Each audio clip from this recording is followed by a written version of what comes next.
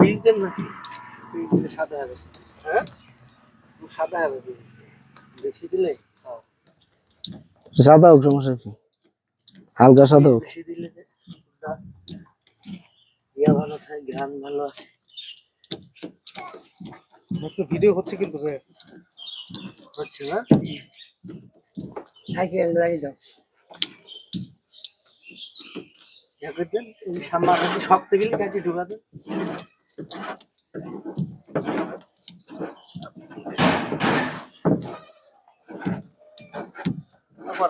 কত হয়েছে? 41 সেকেন্ড।